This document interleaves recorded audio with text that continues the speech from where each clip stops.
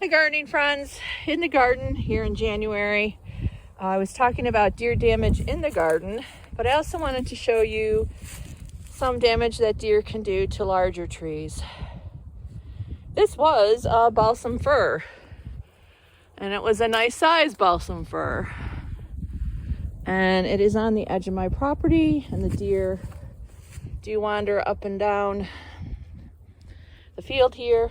So one fall, so a buck will do this in the fall when they're trying to rub the velvet off their antlers.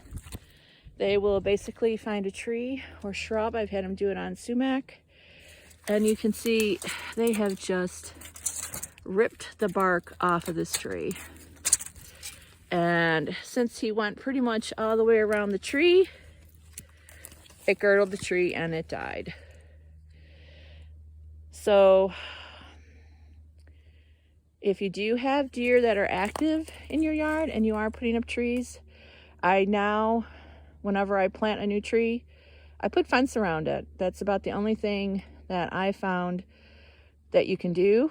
I get a heavy gauge fence with some kind of posts. Maybe you can use snow fence posting, but I basically encircle the tree. I go out several feet so the deer can't just lean over it and nip it off too. And then some of them, you're gonna have to widen the fence and leave them on. I don't know how long. Some of them you may have to leave on indefinitely. Not a pretty sight in the landscape, but it was really disheartening to find this. And they did another tree. They did several trees one year. This one's a little bit alive. And you can see they rubbed one side, and now I've got kind of the remains of a fence here. This tree will never do terribly well. It's stressed. That opens it up for disease and insects on the bark. But as I said, this is kind of my hedgerow. The tree I've left, it's dead, but it's not someplace where if it falls, it's gonna endanger anything. And the woodpeckers and other insect eating birds can now use it.